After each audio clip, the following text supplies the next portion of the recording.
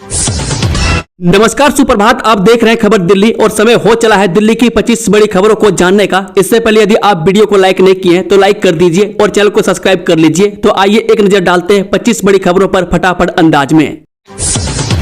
दिल्ली वालों को मिलेंगे 2 नए जिले और 6 sub division. CM Rekha Gupta ने प्रशासनिक सीमाओं के बदलाव वाले प्रस्ताव को दी मंजूरी।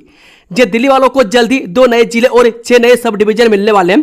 दिल्ली की मुख्यमंत्री रेखा गुप्ता ने शहर की प्रशासनिक सीमाओं को बदलने की शुरुआती मंजूरी दे दी है। इस बड़े बदलाव के बाद दिल्ली में अब 11 की जगह 13 राजस्व जिले होंगे। साथ ही सब डिवीजन की संख्या भी 33 से बढ़कर 39 हो जाएगी। इस कदम का मुख्य मकसद विभागों के बीच बेहतर तालमेल बनाना है। इससे अधिकार क्षेत्र से जुड़ी उलझनें खत्म होंगी। लोगों की शिकायतें भी अब और तेजी से सुनी जा सकेंगी।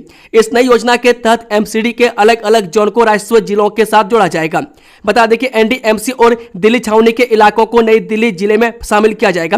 राजस्व विभाग ने इस बदलाव के लिए प्रस्ताव बनाना शुरू कर दिया। कैबिनेट और उपराज्यपाल की मंजूरी मिलने के बाद इन नए जिलों को सब डिवीजन को लागू किया जाएगा। दिल्ली में अब लोगों को पानी का नया कनेक्शन लेने के लिए नहीं करना पड़ेगा महीनों इंतजार। प्राइवेट एजेंसियों को सौंपा जाएगा काम। राजधानी दिल्ली में अब पानी के मीटर लगाने के लिए अब लोगों को कई महीनों तक इंतजार करने की जरूरत नहीं है। ऐसा इसलिए कि अब यह प्लान किया जा रहा है कि पानी का मीटर लगाने का काम प्राइवेट एजेंसियों को सौंपा जाए। प्राइवेट एजेंसियों को पानी का मीटर लगाने के नियम कायदे तय करने के लिए जल बोर्ड आईआईटी या पॉलिटेक्निक कॉलेजों के एक्सपर्ट से सुझाव लेगा। बता दें कि मीटर लगाने के अब तक 1 लाख से ज्यादा आवेदन पेंडिंग है।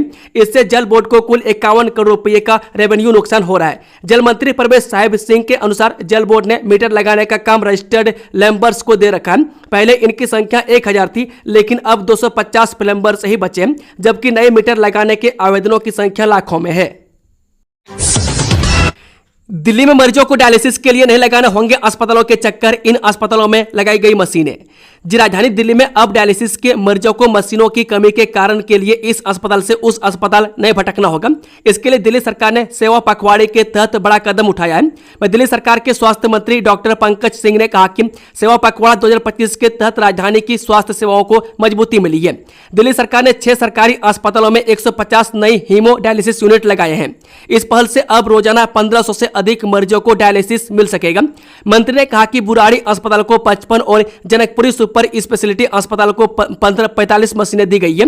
अम्बेडकर नगर अस्पताल को 25, बाबा साहेब अम्बेडकर अस्पताल को 10, संजय गांधी मेमोरियल को 5 और जग प्रवेश चंद्र अस्पताल को 10 मशीनें मिली। इस विस्तार से दिल्ली के सरकारी अस्पतालों में डायलिसिस मशीनों की कुल संख्या 300 हो गई है। दिल्ली की सीएम रेखा गुप्ता ने राजपूताना राइफल्स रेजिमेंट को दिवाली का तोहफा दिया। दिल्ली की मुख्यमंत्री रेखा गुप्ता ने राजपूताना राइफल्स रेजिमेंट के जवानों की एक मांग पूरी करते हुए कहा कि यह उनकी तरफ से दिवाली का तोहफा है। सीएम रेखा गुप्ता ने रेजिमेंटल सेंटर में 1 फुट ओवर ब्रिज का शिलान्यास किया। बता दें कि दिल्ली की मुख्यमंत्री रेखा गुप्ता ने शनिवार को राजपूताना राइफल्स रेजिमेंटल सेंटर में 1 फुट ओवर ब्रिज का शिलान्यास करते हुए कहा कि यह हमारे बहादुर सैनिकों के लिए दिवाली का तोहफा है। उन्हें पहले बहुत कम ऊंचाई और सड़क के नीचे एक गंदी सुरंग से होकर सड़क पार करने के लिए मजबूर होना पड़ता था। सीएम ने कहा कि जैसे ही राजपूताना राइफल्स की टीम ने हमें इस समस्या के बारे में बताया, हमारी सरकार तुरंत हरकत में आई। सरकार ने फुट ओवर ब्रिज के निर्माण को मंजूरी दे दी थी। दूर से आने वाले मरीजों के लिए राहत की खबर। ईएसआईसी अस्पताल में रात 8 बजे तक चलेगी ओपीडी। जाने नया टाइम टेबल। फरीदाबाद ईएसआईसी अस्पताल प्रबंधन ने दूर से आने वाले मरीजों के लिए राहत भरा फैसला लिया है। अब यहां की ओपीडी रात 8 बजे तक खुली रहेगी। नया आदेश 1 अक्टूबर से लागू होगा। इसके तहत अस्पताल की ओपीडी सुबह 8 बजे से रात 8 बजे के बीच खुली रहेगी। बता दें कि NIT 3 में बने ईएसआईसी मेडिकल कॉलेज में रोजाना लगभग 4500 मरीज इलाज कराने पहुंचते हैं। यहाँ फिलहाल ओपीडी का समय सुबह 9 बजे से शाम 5 बजे के बीच है। यहाँ फरीदाबाद, दिल्ली, नोएडा, गाजियाबाद, सोनीपत, पानीपत, रेवाड़ी, पलवल और होडल के बीच मरीज पहुंचते हैं। नोएडा से गुरुग्राम 1 घंटे में नया नवभारत कॉरिडोर बनेगा। इको चौक से फरीदाबाद ग्रेटर नोएडा होंगे कनेक्ट। जाने पूरी जानकारी। नोएडा से गुरुग्राम आने जाने में लोगों को रोजाना 1.5 से 2 घंटे लगते हैं। पीक ओवर में अगर सड़क पर जाम लग जाए तो हालात बहुत खराब हो जाते हैं। कारों का कई किलोमीटर लंबा जाम देखने को मिलता है। मेट्रो से आवाजाही में भी कम वक्त नहीं लगता। लेकिन अब ये बीती बात होगी, क्योंकि दोनों शहरों के बीच अब बुलेट रफ्तार से ऐसी रैपिड रेल चलने वाली है जिससे 1 घंटे के भीतर आप गुड़गांव पहुंच जाएंगे। बता दें कि नोएडा गुरुग्राम के बीच नवभारत ट्रेन कॉरिडोर बनने जा रहा है। इससे दोनों शहरों के बीच हाई स्पीड सफर होगा। जैसा अभी दिल्ली से मेरठ नवभारत में देखने को मिल रहा है। दरअसल दिल्ली मेरठ नवभारत ट्रेन कॉरिडोर की कामयाबी के बाद सरकार एनसीआर में कई और रूट पर रैपिड रेल चलाने की तैयारी कर रही है। नोएडा से गुरुग्राम के बीच 65 किलोमीटर लंबा नवभारत कॉरिडोर बनाने का प्रस्ताव है, जिसमें ग्रेटर नोएडा और फरीदाबाद भी कनेक्ट होगा। यह समय और धन की बर्बादी बचाएगा और ट्रैफिक जाम की समस्या दूर करेगा। मायापुरी की फैक्ट्री में अचानक लगी आग, 50 कर्मचारी सुरक्षित बाहर निकले, बड़ा हादसा टला। जब पश्चिमी दिल्ली के मायापुरी इलाके में अचानक एक फैक्ट्री में आग लग गई। धुएं का गुबार उड़ते ही आसपास के लोग और फैक्ट्री के कर्मचारी डर के मारे इधर उधर भागने लगे। गनीमत रहे कि इस हादसे में किसी का भी नुकसान नहीं पहुंचा। यह घटना सी ब्लॉक के इंडस्ट्रियल एरिया में स्थित पानी के वाल्व बनाने वाली फैक्ट्री में हुई। आग की शुरुआत पहले फ्लोर से हुई और देखते ही देखते लपटें दूसरे फ्लोर तक फैल गई। हादसे के वक्त फैक्ट्री में करीब 50 कर्मचारी काम कर रहे थे। जैसे धुआं दिखा, सभी लोग घबराकर बाहर निकल गए और किसी तरह अपनी जान बचाई। फैक्ट्री से निकलते ही कर्मचारियों ने दमकल और पुलिस को तुरंत सूचित किया। कर्मचारियों की त्वरित प्रतिक्रिया और संयम ने बड़े हादसे को टालने में मदद की। दिल्ली में कारोबारी से 69 लाख की साइबर ठगी, अहमदाबाद से आरोपी गिरफ्तार। दिल्ली पुलिस की साइबर सेल ने एक बड़े ठगी गिरोह का खुलासा किया है। यह गिरोह देश भर में कारोबारियों को फर्जी निवेश का झांसा देकर करोड़ों रुपए हड़प रहा था। पुलिस ने अहमदाबाद से एक आरोपी को गिरफ्तार कर लिया, जबकि बाकी आरोपियों की तलाश जारी है। गिरफ्तार आरोपी के पास से करीब 43 लाख रुपए नगद, एक कार और कई महंगे मोबाइल फोन बरामद किए गए हैं। पुलिस के मुताबिक शिकायत 8 जुलाई 2025 को दर्ज कराई गई थी। दरियागंज स्थित एक कंपनी के बीच ऑपरेटिंग ऑफिसर ने बताया कि जनवरी में महाराष्ट्र के कुछ लोग कंपनी से जुड़े। उन्होंने CSR फंड में निवेश का झांसा देकर दस्तावेज और चेक मांगे। करोड़ों की साइबर ठगी के गैंग का पर्दाफाश, कंबोडिया कनेक्शन कर देगा हैरान, 4 गिरफ्तार। साउथ वेस्ट डिस्ट्रिक्ट की साइबर सेल पुलिस ने बड़ी सफलता हासिल करते हुए एक ऐसे अंतर्राज्यीय साइबर ठग गैंग का पर्दाफाश किया है, जिसका सीधा लिंक कंबोडिया में बैठे फ्रॉडस्टर्स से जुड़ा मिला। इस मामले में पुलिस ने 4 आरोपियों को गिरफ्तार कर लिया, जिनकी पहचान मानिक अग्रवाल, अब्दुल्ला उर्फ लूसीफर, मोहम्मद आमिर उर्फ रॉकी और सान मियां खान के रूप में हुई है। ये सभी यूपी के बुलंदशहर, अलीगढ़ और MP के इंदौर के रहने वाले हैं। पुलिस ने इनके कब्जे से 4 हाईटेक मोबाइल फोन बरामद किए हैं। शुरुआती जांच में सामने आया है कि यह गैंग फर्जी ट्रेडिंग और IPO ऐप्स के जरिए लोगों से करोड़ों की ठगी कर चुका है। दिल्ली वासियों के लिए बड़ी राहत, अगले महीने से पानी के बिलों पर लेट फीस माफ, कैसे मिलेगा फायदा, जाने पूरी जानकारी। दिल्ली में पानी के बिलों से परेशान लोगों के लिए खुशखबरी है। दिल्ली सरकार ने ऐलान किया है कि अगले महीने से पानी के बिलों पर लगने वाले लेट फीस यानी कि विलंब शुल्क में बड़ी छूट दी जाएगी। बता दें कि जल संसाधन मंत्री प्रवेश वर्मा ने शुक्रवार यानी कि 26 सितंबर 2025 को बताया कि दिल्ली जल बोर्ड DJB की बैठक में 11,000 करोड़ रुपये से अधिक की लेट फीस साफ माफ करने का फैसला किया गया। यह छूट घरेलू और सरकारी उपभोक्ताओं के लिए लागू होगी। टोल माफी पर नहीं बनी बात तो हरियाणा, राजस्थान, उत्तर प्रदेश के खापों और किसानों का लिया जा सकता है समर्थन। जब पश्चिमी दिल्ली में UER2 टोल प्लाजा पर दिल्ली के ग्रामीणों से टोल टैक्स हटाने की मांग तेज हो गई है। पालम 360 के प्रधान सुरेंद्र सोलंकी ने कहा कि अगर सरकार ने 1 महीने में कोई समाधान नहीं निकाला तो आंदोलन और तेज होगा। इस मुद्दे पर 26 अक्टूबर को एक महापंचायत भी बुलाई गई है, जिसमें आगे की रणनीति तय की जाएगी। बता दें कि पालम 360 के प्रधान तथा टोल के विरोध में समय समय पर होने वाली महापंचायत के संयोजक सुरेंद्र सोलंकी की अगुवाई में नजफगढ़ में हुई बैठक में विभिन्न गांवों के प्रतिनिधि जुटे। यहां टोल माफी के मुद्दे पर केंद्र सरकार को एक व्यवहारिक समाधान निकालने के लिए 1 महीने का समय देने का फैसला किया है। दिल्ली सरकार 5 स्टार होटलों को करेगी सूचीबद्ध, सरकारी कार्यक्रमों के आयोजनों के लिए बेहतर जगह की तलाश। दिल्ली सरकार राज्य स्तरीय आयोजनों के लिए शहर के 5 स्टार होटलों को सूचीबद्ध करेगी। सामान्य प्रशासन विभाग यानी कि GAD ने इसके लिए आवेदन आमंत्रित किए हैं। यह कदम सरकार को बड़े आयोजनों की योजना बनाने में मदद करेगा। दिल्ली सरकार 2025-26 के बजट में पर्यटन को बढ़ावा देने के लिए अंतर्राष्ट्रीय फिल्म महोत्सव का आयोजन भी करेगी, जिसके लिए 30 करोड़ रुपये आवंटित किए गए हैं। बता दें कि विभाग बिना कोई कारण बताए किसी भी या सभी आवेदनों को अस्वीकार कर सकता है। अधिकारियों ने कहा कि 5 सितारा होटलों के साथ यह समझौता सरकार के बड़े आयोजनों की योजना के लिए उपयोगी साबित होगा। अमित शाह 30 सितंबर को करेंगे ओखला एसटीपी का उद्घाटन, दिल्ली को सीवरेज समस्या से मिलेगी मुक्ति। ये केंद्रीय गृह मंत्री अमित शाह 30 सितंबर को ओखला में एशिया के सबसे बड़े सीवरेज ट्रीटमेंट प्लांट यानी कि एसटीपी का उद्घाटन करेंगे। इस कार्यक्रम की अध्यक्षता मुख्यमंत्री रेखा गुप्ता करेंगे। इस योजना से दिल्ली की सीवरेज समस्या का समाधान होगा और शुद्ध पानी उत्तर प्रदेश को सिंचाई के लिए दिया जाएगा। बदले में दिल्ली को गंगा जल मिलेगा, जिससे पानी की किल्लत दूर होगी। बता दें कि सांसद रामवीर सिंह बिथोड़ी ने कहा कि इस योजना से पूरी दिल्ली, विशेषकर दक्षिणी दिल्ली की सीवरेज समस्या को अस्थायी समाधान मिलेगा। परवेश वर्मा ने बताया कि ट्रीटमेंट प्लांट से शुद्ध किया गया पानी उत्तर प्रदेश को दिया जाएगा, जिसे वहां सिंचाई कार्यों में उपयोग किया जाएगा। बदले में उतनी ही मात्रा में गंगा जल दिल्ली को मिलेगा, जो पेयजल के रूप में इस्तेमाल होगा। 1000 सरकारी इमारतों पर लगेगा solar panel, CM Rekha Gupta बोली, दिल्ली में विकास का नया अध्याय शुरू।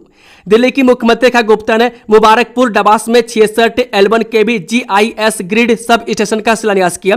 नरेला में अग्निशमन केंद्र और रिठाला में सोलर रूफटॉप प्रोजेक्ट का उद्घाटन भी किया गया। सरकार ने 1000 सरकारी इमारतों पर सोलर पैनल लगाने का कार्य शुरू किया है, जिससे 55 मेगावाट स्वच्छ ऊर्जा का उत्पादन होगा। दिल्ली सरकार ऊर्जा उत्पादन और स्वच्छता में सुधार कर रही है। दिल्ली में 17% महंगी होने जा रही बिजली, आर पार के मूड में RWA केस में हो सकती है CAG की एंट्री।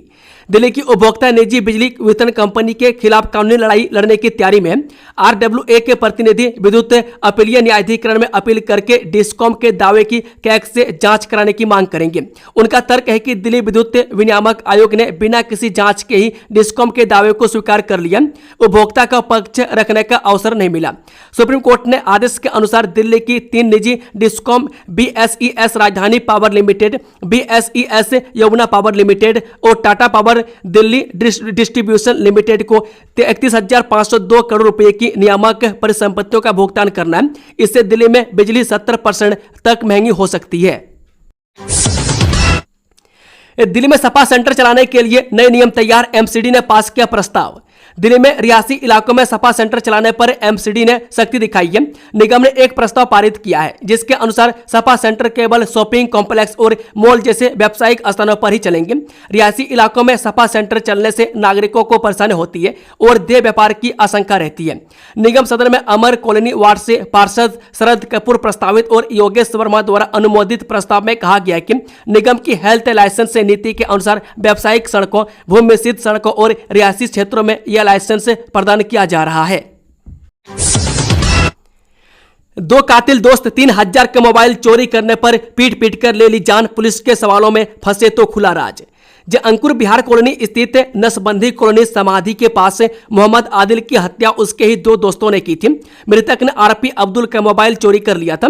इस बात को लेकर वो रंजिश रखने लगा था। अब्दुल ने अपने साथी के साथ मिलकर आदिल का पहले गला दबाया, फिर ईंट से वार कर हत्या की थी। पुलिस ने दोनों आरोपियों को गिरफ्तार कर हत्या का खुलासा किया है। बता दें कि एसपी अंकुर बिहार ज्ञान प्रकाश राय ने बताया कि 17 अगस्त को नसबंदी कॉलोनी के पास अचेत अवस्था में युवक पड़ा हुआ मिला था। युवक को अस्पताल में भर्ती कराया। अस्पताल में युवक को मृत घोषित कर दिया गया था। इसके बाद पुलिस ने युवक की शिनाख्त आदिल निवासी राशिद अली गेट निठोरा गांव मार्ग के रूप में हुई। सोनिया और राहुल गांधी के खिलाफ नेशनल हेराल्ड से जुड़े मनी लॉन्ड्रिंग मामले की सुनवाई टली। दिल्ली के राउज एवेन्यू कोर्ट ने सोनिया गांधी और राहुल गांधी के खिलाफ नेशनल हेराल्ड से जुड़ी मनी लॉन्ड्रिंग के मामले की सुनवाई टाल दी है। बता दें कि स्पेशल जज विशाल गोगने ने मामले की अगली सुनवाई 25 अक्टूबर को करने का आदेश दिया है। बता दें कि ईडी ने 6 सितंबर को नेशनल हेराल्ड से जुड़े मनी लॉन्ड्रिंग के मामले में कोर्ट की ओर से मांगे गए 2 दस्तावेज दाखिल किए थे। कोर्ट ने दोनों दस्तावेजों की सोनिया गांधी, राहुल गांधी समेत प्रस्तावित आरोपियों को उपलब्ध कराने का आदेश दिया था। ईडी ने सुब्रमण्यम स्वामी की ओर से 4 जुलाई 2014 को ईडी के पास दर्ज कराई गई शिकायत की प्रति और 30 जून 2021 के एक दस्तावेज की प्रति दाखिल किया था, जिन्हें कोर्ट ने रिकॉर्ड में लेते हुए इन दस्तावेजों को सभी आरोपियों को उपलब्ध कराने का आदेश दिया। वायुसेना अधिकारी 1 लाखों की ठगी करने वाला गिरफ्तार, दिल्ली पुलिस ने आरोपी को राजस्थान में ढूंढा। दिल्ली पुलिस की दक्षिणी जिला साइबर थाना टीम ने एक बड़ी कार्रवाई करते हुए एयरफोर्स अधिकारी बनकर ठगी करने वाले एक साइबर ठग को राजस्थान से गिरफ्तार कर लिया है। आरोपी खुद को भारतीय वायुसेना का अधिकारी बताकर फर्जी बिल और पत्रों के जरिए लोगों से ठगी करता था। एक अधिकारी ने शनिवार को इस बारे में जानकारी देते हुए बताया कि आरोपी की पहचान राजस्थान के अलवर जिले के निवासी तस्लीम खान के रूप में हुई है, जिसकी उम्र 20 साल है। पुलिस ने उसके पास से अपराध में इस्तेमाल 2 मोबाइल फोन भी बरामद किए हैं। यह संविधान का उल्लंघन है। दिल्ली के स्कूल में एंट्रेंस टेस्ट के खिलाफ सुप्रीम कोर्ट पहुंचा 11 साल का बच्चा बोला। दिल्ली सरकार के अधीन आने वाले सीएम श्री स्कूलों की एडमिशन पॉलिसी को लेकर 11 साल के एक बच्चे ने सुप्रीम कोर्ट का दरवाजा खटखटाया है। बच्चे ने इन स्कूलों में 6वीं, 7वीं और 8वीं कक्षा में प्रवेश लेने के लिए एडमिशन टेस्ट लेने पर आपत्ति जताई है। उसने इस प्रवेश परीक्षा को संविधान से मिले अधिकारों का उल्लंघन बताते हुए इस बारे में सर्वोच्च न्यायालय से इस प्रवेश परीक्षा को रद्द करने और एडमिशन लॉटरी के जरिए देने से संबंधित निर्देश देने की मांग की गई है। साथ ही इस याचिका में याचिकाकर्ता बच्चे ने हाईकोर्ट जाने की बजाय सीधे सुप्रीम कोर्ट में आने की वजह भी बताई है। फ्री लाइफ टाइम कार्ड लेने के चक्कर में महिला ने लाखों गंवाए। दिल्ली में यह क्या चल रहा है? दिल्ली में एक महिला ने अमेरिकन एक्सप्रेस का फ्री लाइफ टाइम कार्ड लेने के चक्कर में अपने क्रेडिट कार्ड से लाखों रुपए गंवा दिए। दरअसल साइबर ठगों ने कार्ड देने का झांसा देकर महिला से सारी डिटेल से ली और 5 लाख रुपए निकाल लिए। फिलहाल साउथ डिस्ट्रिक्ट पुलिस ने महिला के बयान पर धोखाधड़ी का केस दर्ज कर छानबीन शुरू कर दी है। बता दें कि पुलिस सूत्र ने बताया कि 53 वर्षीय पीड़ित महिला ग्रेटर कैलाश इलाके में रहती है। कुछ दिन पहले वह इंस्टाग्राम चला रही थी। उसी दौरान उन्हें एक विज्ञापन देखा जिसमें अमेरिकन एक्सप्रेस से क्रेडिट कार्ड का फ्री लाइफ टाइम कार्ड देने के साथ साथ 8 सितंबर 2026 तक 12 इंटरनेशनल और 12 डोमेस्टिक के लाउंज में एक्सेस करने की पेशकश की गई थी। पराली जलाने पर सख्ती। पंजाब हरियाणा में फ्लाइंग स्क्वाड तैनात। CQM की बैठक में जीरो टॉलरेंस नीति लागू। जलवायु गुणवत्ता प्रबंधन आयोग यानी कि CQM ने पंजाब और हरियाणा के साथ पराली जलाने से रोकने के लिए बैठक की। हॉट स्पॉट जिलों में फ्लाइंग स्क्वाड तैनात होंगे। फसल अवशेष प्रबंधन अनिवार्य किया गया। पंजाब में CQM सेल स्थापित किया गया। CQM ने शून्य पराली जलाने का लक्ष्य रखा है और दोनों राज्यों को आवश्यक निर्देश दिए हैं।